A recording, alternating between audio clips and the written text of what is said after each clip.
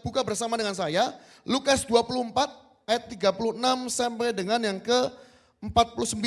Lukas 24 ayat 36 sampai dengan 49. Saya akan bacakan. Yesus menampakkan diri kepada sesama murid, semua murid. Dan sementara mereka bercakap-cakap tentang hal itu, Yesus tiba-tiba berdiri di tengah-tengah mereka dan berkata kepada mereka, damai sejahtera bagi kamu. Mereka terkejut dan takut dan menyangka bahwa mereka melihat hantu. Akan tetapi ia berkata kepada mereka, mengapa kamu terkejut dan apa sebabnya timbul keraguan-raguan di dalam hati kamu? Lihatlah tanganku dan kakiku, aku sendirilah ini. Rabalah aku dan lihatlah, karena hantu tidak ada daging dan tulangnya. Seperti yang kamu lihat ada padaku. Sambil berkata demikian, ia memperlihatkan tangan dan kakinya kepada mereka. Dan ketika mereka belum percaya karena girangnya dan masih heran, berkatalah ia kepada mereka, adakah padamu makanan di sini? Lalu mereka memberikan kepadanya sepotong ikan goreng. Ia mengambilnya dan memakannya di depan mereka. Ia berkata kepada mereka, inilah perkataanku yang telah kukatakan kepadamu ketika aku masih bersama-sama dengan kamu. Yakni bahwa harus digenapi semua yang ada tertulis tentang aku di dalam kitab Taurat Musa dan kitab Nabi-Nabi dan kitab Mazmur. Lalu ia membuka pikiran mereka sehingga mereka mengerti kitab suci. Katanya kepada mereka, ada tertulis demikian, Mesias harus menderita dan bangkit dari antara orang mati pada hari yang ketiga. Dan lagi dalam namanya, berita tentang pertobatan dan pengampunan dosa harus disampaikan kepada segala bangsa mulai dari Yerusalem. Kamu adalah saksi dari semuanya ini. Dan aku mengirim kepadamu apa yang dijanjikan Bapakku. Tetapi kamu harus tinggal dalam kota ini sampai kamu diperlengkapi dengan kekuasaan dari tempat yang tinggi. Katakan amin. Nah Bapak Ibu sekalian, kalau kita lihat tadi Yesus melihat murid-muridnya. Ternyata murid-muridnya itu ketika dijumpai kembali justru ragu-ragu. Tapi uniknya adalah Yesus ketika dia bangkit, yang dia temui pertama-tama itu malah murid-muridnya. Bukan yang lain dulu, dia temui murid-muridnya. Kalau Yesus itu memang mau mengerjakan semua sendirian, gak akan ada amanat agung. Gak ada. Gak perlu nemui murid-muridnya menguatkan mereka kembali. Dari sini kita tahu bahwa murid Kristus itu penting di mata Tuhan. Yang setuju katakan amin. Jadi jangan anggap kehidupan kita itu ya sudah, yang penting aku rutin ke gereja, aku hanya rutin merenungkan firman, rutin ibadah, cukup. Ternyata lebih dari itu, Yesus loh. Ketika bangkit yang dicari pertama-tama adalah murid-muridnya, bahkan murid-muridnya yang gagal ketika mengikuti Yesus.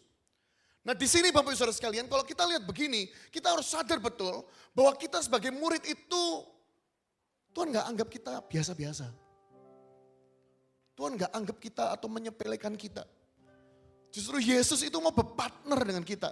Makanya Yesus berkata ketika dia naik, pergi jadikan semua bangsa muridnya. Bukan murid kita, murid Kristus. Tapi untuk pergi itu, Yesus berkata kepada orang-orang yang dalam tanda petik adalah murid-muridnya. Yang mungkin masih ragu-ragu, ada kelemahan.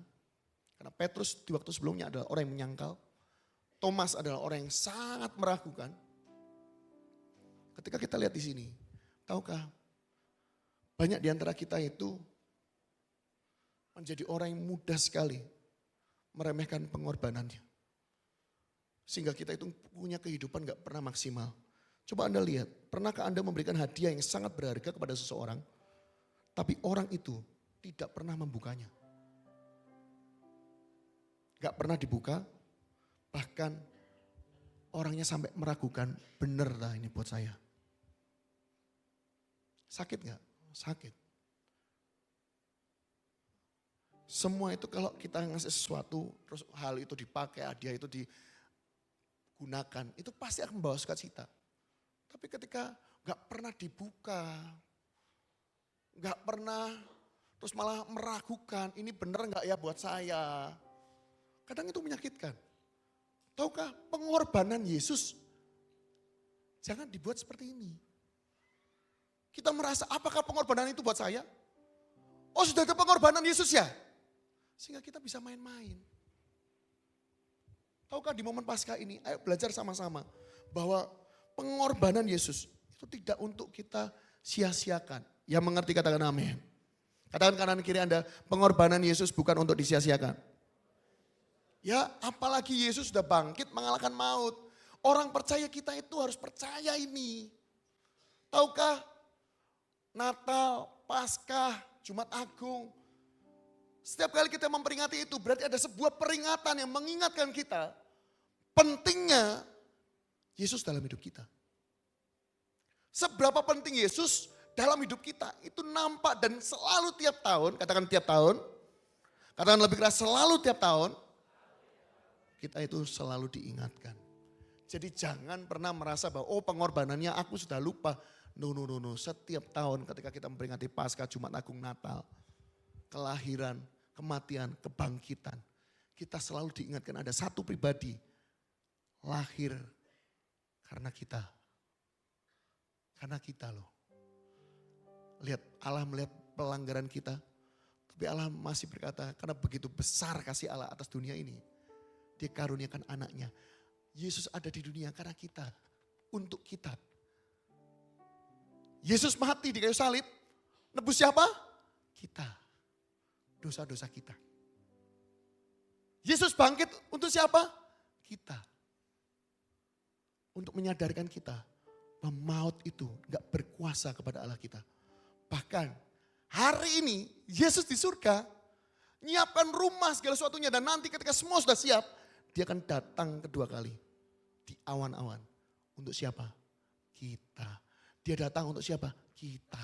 Kita ini selalu ada di hatinya Kristus. Jadi kalau Anda mau anggap remeh pengorbanannya, sayang sekali. Nah bagaimana sikap kita kepada pengorbanan dan kebangkitannya? Yang pertama, tadi kalau kita lihat di ayat 36-43, di mana dikatakan, dan sementara mereka bercakap-cakap tentang hal itu, Yesus tiba-tiba berdiri di tengah-tengah mereka, berkata kepada mereka, damai sejahtera bagi kamu. Mereka terkejut. Yesus tiba-tiba nongol, mereka terkejut. Padahal sebelum-sebelumnya sudah ada Maria Magdalena yang melihat, siapa melihat. Lalu ketika murid-muridnya melihat Yesus, terkejut. Lalu dia katakan di ayat 39, lihatlah tanganku dan kakiku, aku sendirilah ini, rabalah dan lihatlah. Bayangkan coba. Sampai Yesus berkata, raba, lihat. Nih, ini tulang lubang, lihat. Kalau kamu masih meragukan, lihat nih. Jamah. Gak kelihatan tah lubangnya. Coba bayangkan perasaan Yesus. Dia datang kepada murid-muridnya, murid-muridnya meragukan dia. Lalu dikatakan, sambil berkata demikian, ia memperhatikan tangan dan kakinya kepada mereka. Dan ketika mereka belum percaya karena girangnya dan masih heran, berkatalah kepada mereka, adakah padamu makanan di sini? Lalu memberikannya kepadanya sepotong ikan goreng. Ia mengambilnya dan memakannya di depan mata mereka. Untuk apa? Membuktikan bahwa dia itu beneran hidup.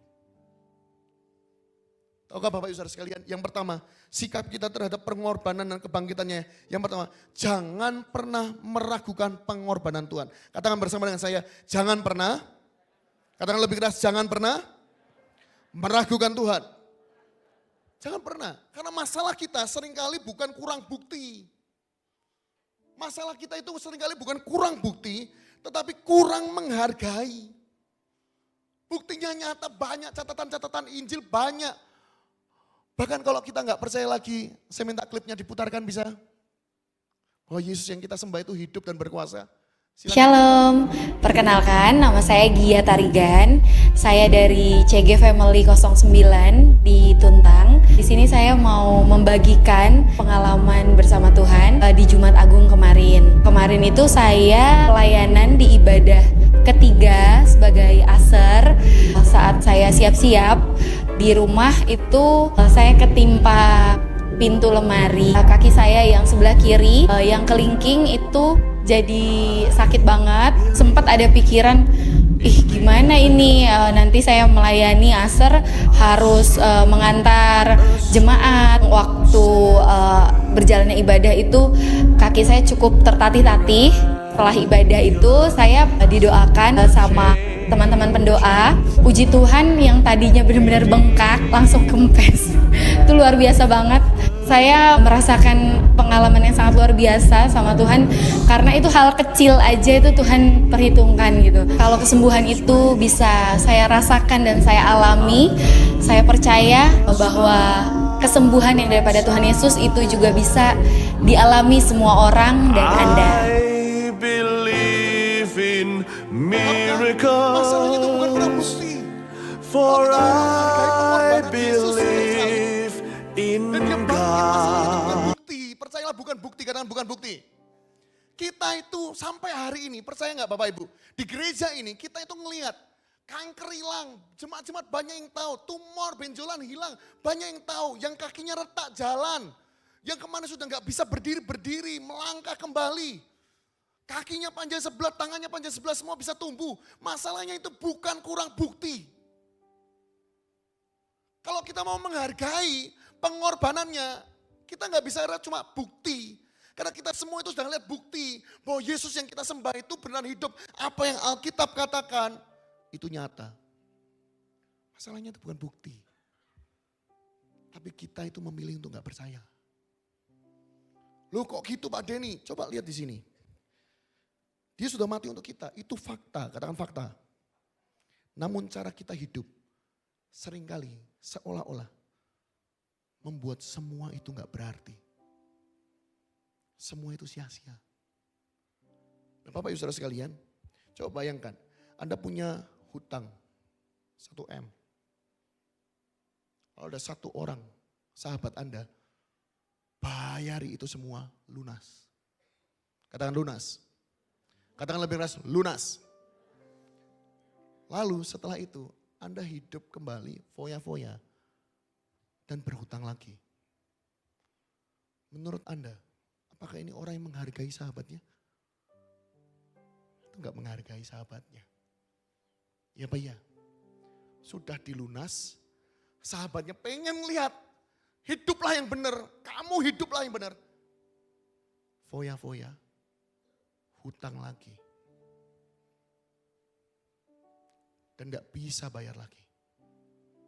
Yang jadi sahabatnya mikir gak, aduh 1 M nih. Kalau cuma 1.000, 10.000 gak apa-apa, 1 M.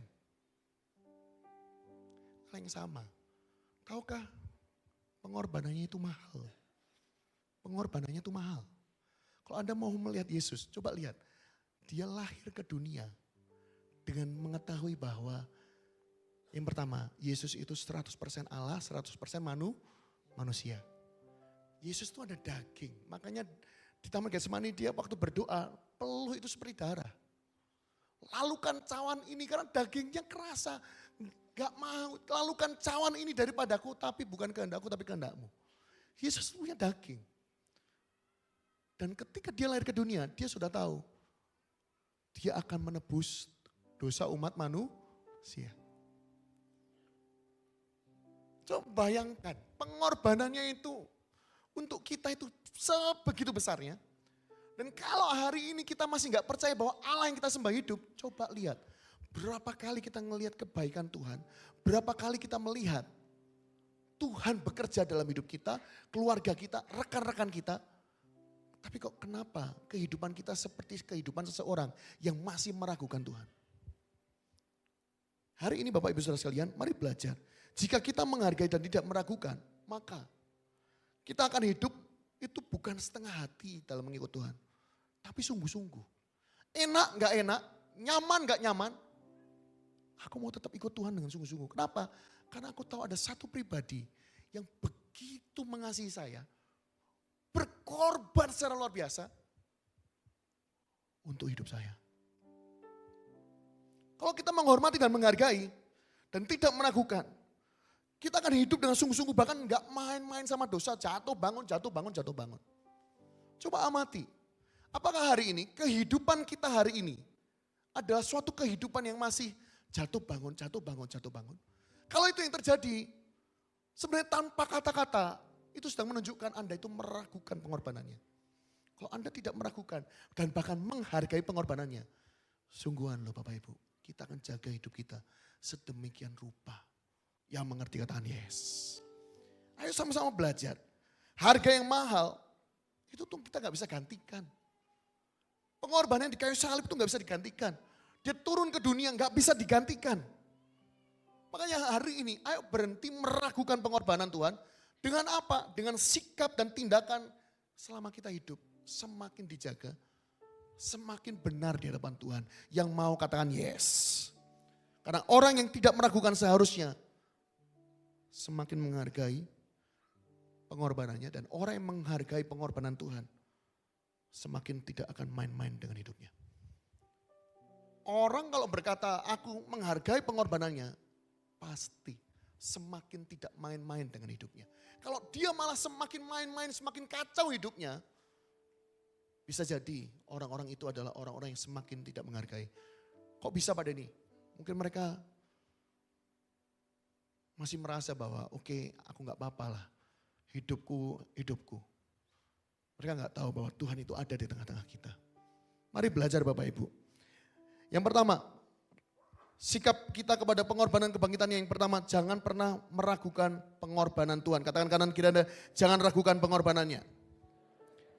Ayat 44 berkata, ia berkata kepada mereka, inilah perkataanku yang telah kukatakan kepadamu ketika aku masih bersama-sama dengan kamu. Yakni bahwa harus digenapi semua yang ada tertulis tentang aku dalam kitab Taurat Musa. Dan kitab Nabi-Nabi dan kitab Mazmur. Lalu ia membuka pikiran mereka sehingga mereka mengerti kitab suci. Katanya kepada mereka, ada tertulis demikian, Mesias harus menderita dan bangkit dari antara orang mati pada hari yang ketiga. Dan lagi dalam namanya, berita tentang pertobatan dan pengampunan dosa harus disampaikan kepada segala bangsa mulai dari Yerusalem. Yesus menjelaskan bahwa semua yang terjadi, Yesus sudah sampaikan, sudah katakan. Nah dari sini kita tahu bahwa perkataan-perkataan Tuhan itu penting. Pasca ini, saya mengajak kita untuk kembali, yang kedua, menghargai setiap firman Tuhan. Firmannya itu dihargai.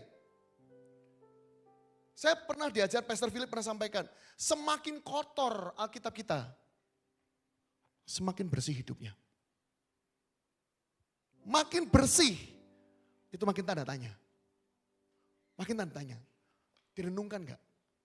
Jangan-jangan tidak pernah disentuh sama sekali. Nah Bapak Ibu Saudara sekalian, mari belajar. Kalau kita mau menghargai pengorbanan dan tidak meragukan kebangkitannya. Yang pertama, jangan pernah meragukan pengorbanan Tuhan. Yang kedua, hargai setiap firman yang Tuhan berikan. Hargai. Yesus menjelaskan bahwa semua itu sudah terjadi, yang terjadi sudah tertulis dalam Taurat, Nabi-Nabi dan Mazmur. Tidak ada satupun yang kebetulan, semua itu ada kontrol rencana Allah. Tahukah Alkitab yang hari ini kita pegang? Alkitab ini. Coba Anda amati Bapak Ibu. Nilai-nilainya itu enggak usang. Kita bisa berkata bahwa aduh ini bukunya kuno.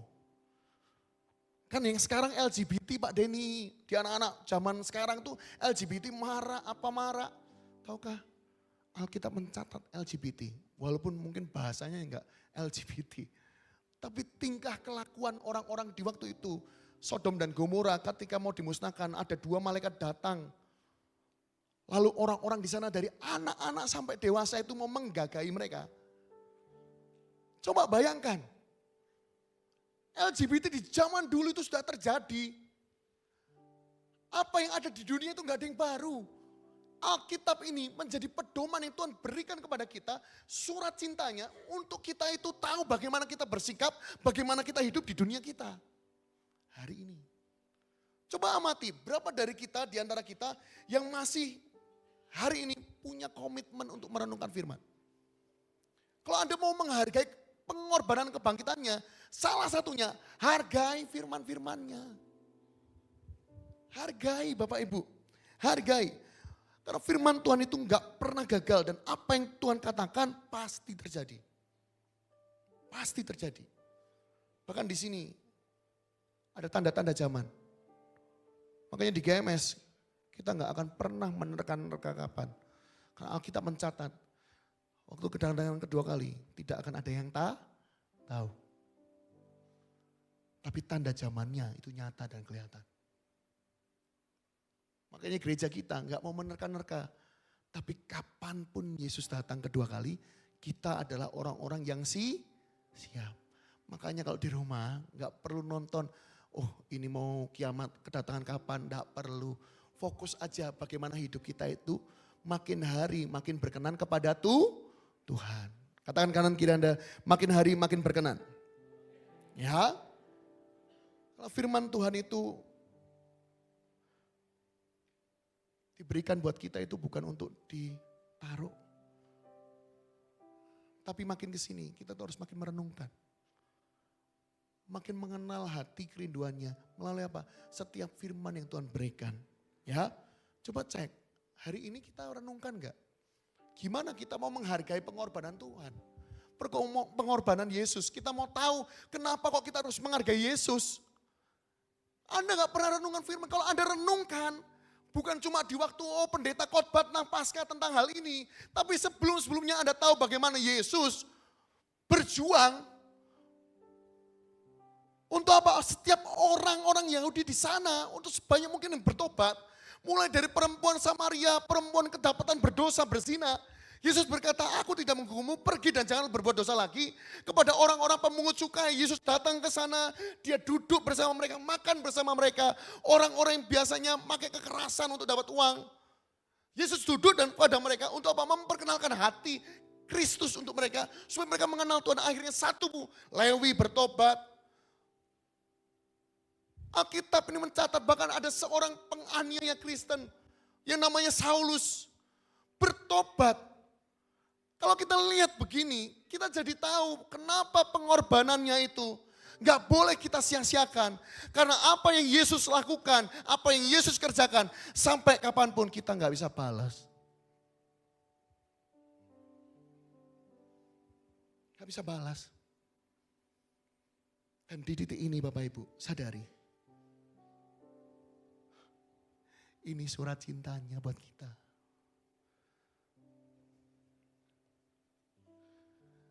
Pernah gak Anda lagi lemah iman. Kok ngerenungkan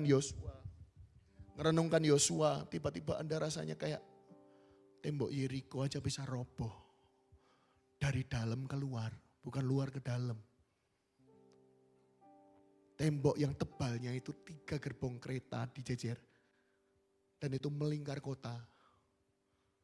Bisa roboh. Kayak iman kita dibangun. Tahukah?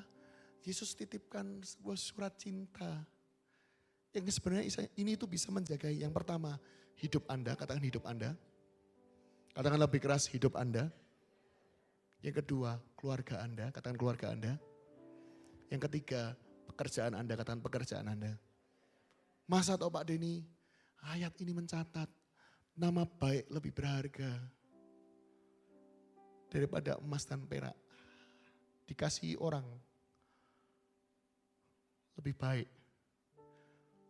Bayangkan coba, kita loh bisa terjebak ngejarnya emas dan perak. Tapi Alkitab di Amsal memberikan hikmat. Surat cintanya kasih hikmat. Nama baik itu lebih berharga daripada emas dan perak. Oh, gunanya buat apa tuh Pak Denny? One day Anda punya anak, anakmu bisa ditolong orang. Mungkin karena nama baik dari papa mamanya. Kita gak selamanya loh. Tahukah Bapak Ibu, firman yang di tangan kita, hari-hari ini, coba cek, makin banyak orang tidak menghargai firman. Dari mana kok tahu? Karena berapa banyak yang masih merenungkan di rumah. Biasanya merenungkannya, kapan Pak Denny? Hari Minggu, waktu ibadah. Tahukah? Bahkan Alkitab ini catat. Tanda zaman di Wahyu.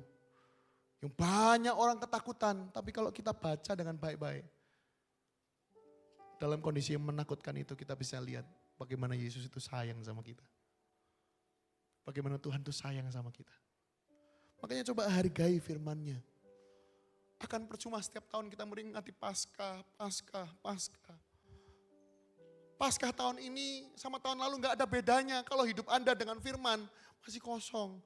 Ingat, Yesus ngomong ke murid-muridnya yang ragu-ragu itu. Sudah tertulis. Sudah pernah kukatakan. Firman itu perkataan Allah. Dan bahkan kalau Anda amati, penulisnya itu beda-beda, tapi dari satu kitab ke kitab yang lain, perjanjian lama, perjanjian baru, semuanya itu bisa terkoneksi. Ujung dari semua Alkitab ini satu, bahwa Tuhan itu mengasihi kita.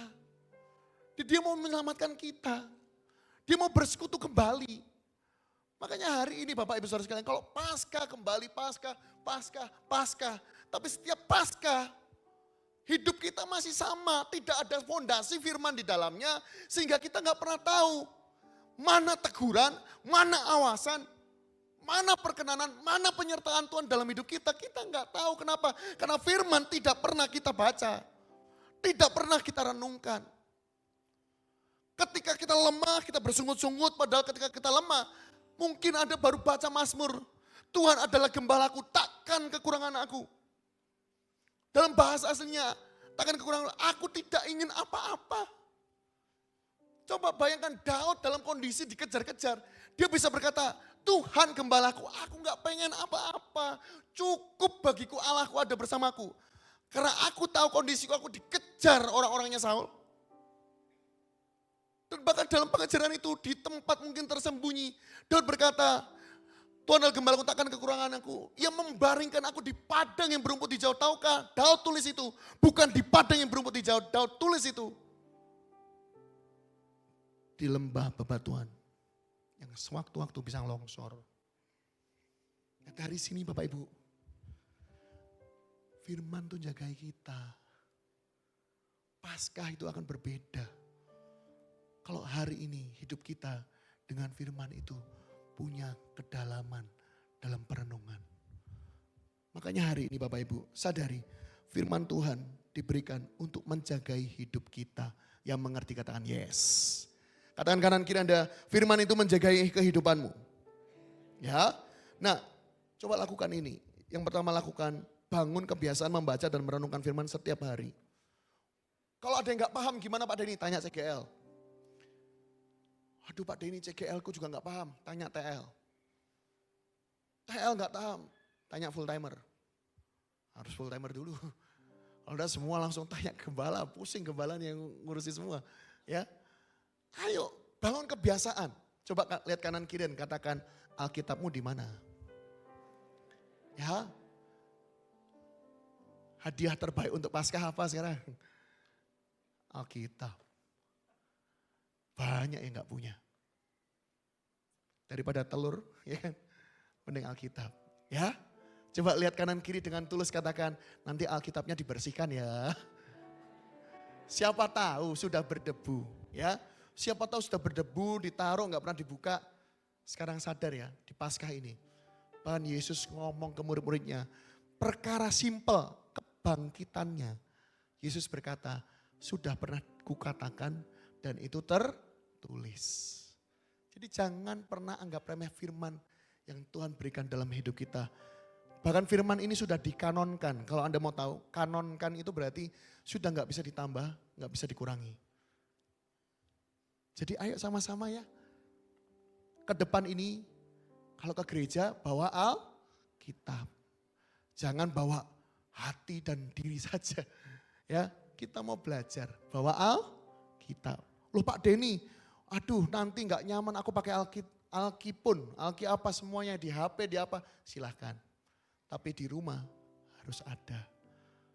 Dan masing-masing itu pribadi lepas pribadi. Ingat kata-kata Pastor Philip, Alkitab kita makin penuh coretan, kemungkinan hidupnya akan makin bersih. Jaminan enggak? Enggak, bukan jaminan. Tapi minimal orang yang merenungkan, kalau dia renungkan betul-betul, dia mau lakukan sesuatu yang salah, pasti Tuhan akan ingatkan kepada firman. Yang setuju katakan yes. Ya, jadi bangun kebiasaan baca dan merenungkan firman setiap hari. Ya, lalu yang kedua bisa jangan hanya membaca, tapi juga lakukan. Katakan lakukan. Katakan lebih keras, lakukan. Yakobus 1 ayat 22 berkata demikian. Tetapi hendaklah kamu menjadi pelaku firman dan bukan hanya pendengar saja. Sebab jika tidak demikian, kamu menipu diri sendiri. Bayangkan, kalau Anda cuma mendengarkan firman, gak pernah melakukan firman, Anda itu tipu diri sendiri. Karena Anda tahu kebenaran, Anda gak mau melakukan. Sama, kalau Anda punya Alkitab cuma dibaca, direnungkan, tapi gak pernah dilakukan, Anda juga sedang menipu dirimu sendiri. Kenapa? Karena Anda itu tahu kebenaran, tapi Anda tidak melakukan. Jadi ayo sama-sama belajar. Dan yang ketiga, gunakan firman sebagai dasar dalam mengambil semua keputusan-keputusan hidup. Lihat di sini, Ibrani 4 ayat 12. Sebab firman Allah hidup dan kuat dan lebih tajam daripada pedang bermata dua manapun. Ia menusuk amat dalam sampai memisahkan jiwa dan roh, sendi-sendi dan sumsum. Ia sanggup membedakan pertimbangan dan pikiran hati kita. Sungguhan, firman ini kadang bertentangan dengan perasaan. Rasanya kalau kita disakiti, pengennya balas. Firman, sejak saya renungkan dengan sungguh-sungguh, saya tuh tahu betul arti pipi kanan, pipi kiri itu. Artinya memberkati sekalipun dicaci maki. Artinya memberkati ketika difitnah.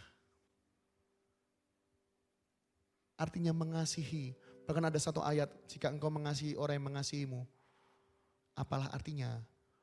Bukankah pemungut cukai juga demikian? Oh, itu satu ayat Paulus yang dalam sekali. Kalau kita hanya mengasihi orang yang mengasihi kita, gak ada artinya Bapak Ibu. Ini loh firman catat. Jadi firman itu akan membuat kita tuh terbuka secara pikiran. Sehingga akan membedakan pertimbangan dan pikiran perasaan kita. Yang mengerti katakan yes. Ya, bagaimana kita menghargai pengorbanan kebangkitannya yang pertama. Mari belajar. Jangan pernah meragukan pengorbanan Tuhan. Yang kedua, hargai setiap firman-Nya. Dan yang ketiga, di ayat 48 sampai 49, kamu adalah saksi. Katakan saksi. Katakan lebih keras, saksi. Ya, dikatakan 48, kamu adalah saksi dari semuanya ini dan aku mengirim kepadamu apa yang dijanjikan Bapakku, tetapi kamu harus tinggal dalam kota ini sampai kamu diperlengkapi dengan kekuasaan dari tempat yang maha tinggi. Dan yang ketiga, menghargai pengorbanan dan kebangkitan yang ketiga, jadilah seorang saksi yang bersedia diutus. Setelah kita nggak meragukan pengorbanan, kita menghargai firman. Yang ketiga, jadilah saksi yang bersedia diutus. Lihat di sini. Yesus berkata, kamu adalah saksi dari semuanya ini. Bukan sebuah tugas, tapi itu identitas kita sebagai orang percaya. Itu identitas kita. Jadi mau nggak mau, kalau kita itu menjadi murid Kristus dan orang percaya, kita itu saksi dari segala sesuatu. Lihat di sini Bapak Ibu. Yesus tidak mengutus bahkan murid-muridnya itu hanya dengan kekuatannya sendiri. Tapi dia berjanji akan menyertai dengan kuasa Roh Kudus. Makanya nanti murid-muridnya itu akan menanti-nantikan dulu. Baru mereka melangkah keluar. Nah di sini percayalah bahwa setiap orang percaya itu dipanggil untuk menjadi saksi. Katakan menjadi saksi. Bukan hanya pendeta atau pelayan gereja. Bukan hanya pendeta atau pelayan gereja. Coba cek. Seorang saksi di pengadilan gak perlu terlalu pintar bicara. Sungguhan loh. Anda kalau lihat saksi dalam suatu pengadilan gak perlu terlalu pintar bicara. Ia hanya perlu menceritakan apa yang ia lihat dan alami itu dengan jujur. Begitu juga kehidupan kita. Kalau kita mau jadi saksi, cukup ceritakan kebaikan, kemurahan, perkenanan, teguran, awasan yang pernah Tuhan berikan kepada kita, yang kita sudah alami, bukan yang kita belum alami. Yang mengerti katakan yes. Makanya kalau kita lihat ini, kenapa kok banyak orang sudah merasakan kebaikan Tuhan dalam hidup mereka, namun kok gak berani bersaksi. Karena mereka itu memikirnya, oh kalau bersaksi itu seperti orang berkhotbah, bersaksi itu harus naik mimbar, naik seperti apa, oh harus sampai ke sini dan dilihat orang banyak. No, bersaksi itu sesimpel bagaimana kita menceritakan kebaikan, kemurahan, teguran, awasan yang dari Tuhan yang kita alami. Nah saksi selalu bicara apa yang dia lihat dan dia alami. Yang mengerti kata yes. Makanya hari ini, mari belajar cara untuk kita bersaksi. Yang pertama, mulai bersaksi dari lingkungan terdekat. Katakan lingkungan terdekat. Katakan lebih keras, lingkungan terdekat. Maksudnya gimana? Kalau Anda di kampus, orang yang bisa bersaksi di sana bukan Pak Anggoro. Pak Anggoro dada-dada sama dengan saya. Kita di kampus bisa nggak bersaksi? Bisa. Tapi kesaksian lebih relate itu adalah sesama orang-orang muda. Menceritakan kebaikan itu orang akan lebih cepat terima. Anda di bidang pekerjaan Anda, bagaimana Anda menyaksikan kepada mereka, kepada teman-teman Anda, rekan kerja Anda, pasangan Anda, itu akan jauh lebih relate, lebih masuk di mereka daripada orang yang jauh dari mereka. Yang mengerti kataan yes. Makanya hari ini, kalau kita mau bersaksi, mulai dari lingkungan terdekat kita. Makanya suami dan istri belajar dari sekarang. Ceritakan kebaikan Tuhan yang Anda alami kepada pasangan atau keluarga. Sesimpel itu. Detik Anda itu saling menceritakan, Anda akan lihat, Anda itu jadi ngerti dan makin paham. Tuhan itu sungguhan menjagai keluarga dan hidup Anda. Ya, jadi jangan malah diam. Shh, kalian tahu begini, shh, aku aja. Shh, aku aja, gak usah, kamu gak usah. Salah. Bersaksilah dari lingkungan terdekat, keluarga, rekan kerja, saudara kita. Untuk mereka bisa melihat kebaikan Kristus yang ada dalam hidup kita. Yang setuju katakan amin. Yang kedua, cara untuk kita bersaksi, jangan takut atau merasa gak mampu. Karena Tuhan itu yang akan memampukan. Percayalah, Tuhan itu akan memampukan. Bapak Ibu, saya ini ya kadang kalau duduk dengan orang atau apa, contohlah kita sepedaan, Anda bisa tanya ke rekan sepeda saya duduk ketemu orang gitu bisa ngobrol. Terus saya tuh mencoba nyeletuk aja, Don baik ya Pak, kemarin saya tuh gini loh, wah saya gak kuat ini itu, tapi Tuhan tuh bantu seperti ini. Bapaknya itu gini-gini loh, Tuhan tuh baik loh Pak. After itu saya ceritakan dan Bapak itu, ya mas. Tapi rasanya setelah itu cuma pengen tak doakan itu jadi enteng. Boleh gak Pak tak doakan? Supaya Bapak juga ngalami yang saya alami. Bapak bisa ngelihat kebaikan Tuhan dalam hidup Bapak. Wah, orangnya itu terbuka. Maka dari itu hari ini mari belajar. Bersaksi itu tidak perlu takut dan merasa gak mampu. Karena Tuhan itu yang memampukan kita.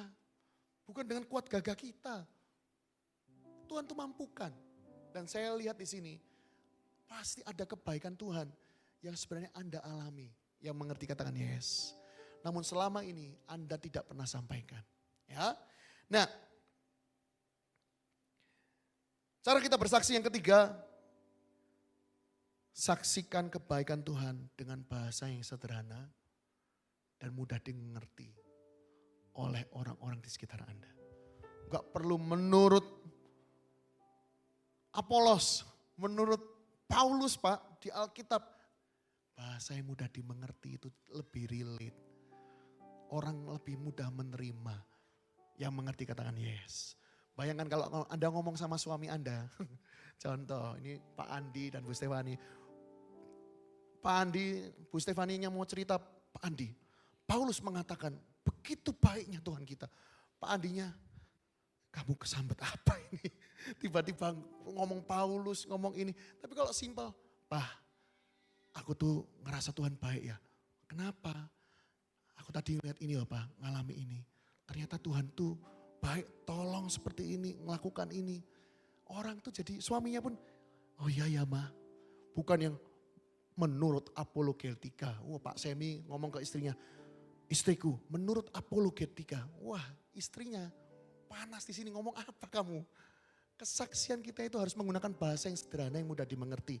Tapi ujungnya adalah Yesus. Ceritakan kebaikan Yesus yang kau alami. Yang mengerti katakan yes. Ya, ada 3 aplikasi untuk kita. Yang pertama, semakin kita menghargai pengorbanan, ayo berhenti jatuh bangun dalam dosa. Ingat tadi ya, ada sahabat yang begitu murah hati, begitu baik, dia lunasi semua. Tapi ada satu pribadi yang tidak menghargai. Dia kembali foya-foya. Dia sampai kejebak lagi. Sayang sekali.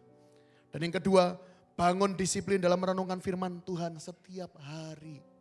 Setiap hari Bapak Ibu. Kenapa? Lihat Paskah ini. Ada satu bagian yang selama ini gak pernah dibahas. Bahwa Yesus berkata, apa yang terjadi ini, Ia sudah pernah katakan. Dan itu tertulis. Dan sampai dikatakan bahwa murid-muridnya dibukakan dan mereka mengerti kitab suci. Tahukah Bapak Ibu, Paskah, jangan sampai Paskah tahun depan, hubungan kita dengan firman Tuhan dan pribadi Tuhan, itu masih bolong-bolong, masih nggak pernah tahu hati dan kerinduannya. Anda mau tahu hati kerinduannya? Renungkan firman-Nya. Amin. Dan yang ketiga, ayo miliki keberanian menyaksikan kebaikan Tuhan kepada orang-orang di sekitar kita. Beritakan Injil kepada orang-orang di sekitar kita. Yang mau katakan yes.